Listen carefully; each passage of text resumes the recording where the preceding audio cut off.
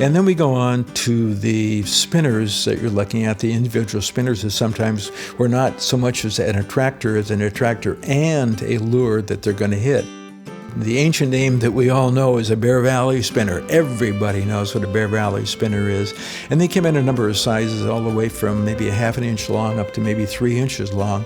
And generally they had red feathered hooks on the back, and they had colored beads. And there was a good salmon lure as well as a good trout lure. A spoon, of course, is trolled through the water, oftentimes with a dodger in front of it to give it more of a sideways action, but they just have an action all of themselves, just kind of back and forth, flop it around action that if they're shiny metal, that would attract the fish, and fish are voracious feeders. They'd hit them and they'd get hooked, and that was what you had for dinner. Okay, hey, now we're looking at that silver minnow, or the original Johnson silver minnow. And yes, it was the same Johnson that has Johnson wax. He was an avid fisherman, and the little lure company called Johnson silver minnow and Johnson Sprite were products of his that he was very proud of. And we gleefully bought it, as it was a very popular lure, particularly in the Northwest for bass fishing and for walleye and fish that were more similar to the Midwest as opposed to the western trout, salmon, and steelhead. The Johnson silver minnow and that purchase gave us a lot more, you might say, purchase in the Great Lakes and in surrounding areas in the Midwest. It's a very popular lure and has a unique side-to-side action, mostly for shallower water where you'd find the bass and the various crappie and bluegills and sunfish that they'd be fishing for. It does come in several sizes, and it has been used for steelhead, but I think it was not all that popular for that. It's mostly a bass lure. The super duper is another iconic lure that every trout fisherman will have one in his tackle box. They come in all sizes, my gosh, from probably half-inch long to maybe 5 inches long.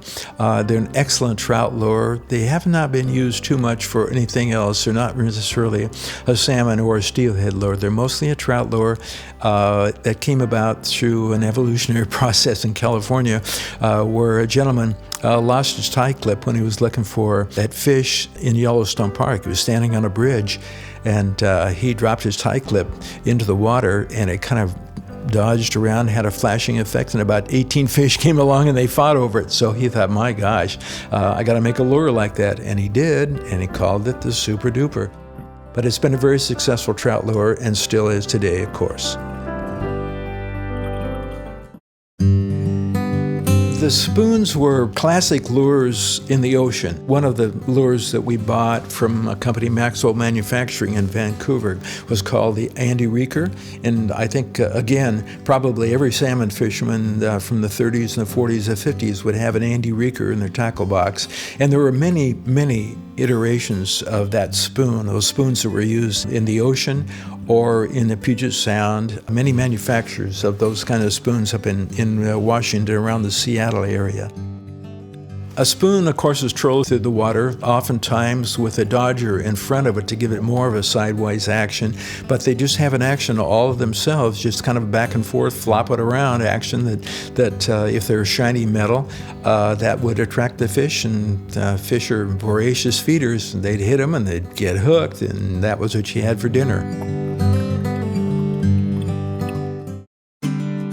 The Quickfish was another lure that most every fisherman would have a Quickfish in their tackle box, or a flatfish. Flatfish was the original Charlie Heelan's flatfish out of Detroit. The gentleman that worked for Charlie for a long time decided he would, he would skip town and cut some bait or something like that, moved across the river to Windsor, Ontario, and started manufacturing a competitive lure that he called the Quickfish. Now, interestingly enough, flatfish is used by mostly the trout fishermen. The larger sizes of Quickfish, which was a company that we bought then subsequently, is used mostly for salmon. I'd say the K9s through the K16s are salmon lures. Anything smaller is a trout lure.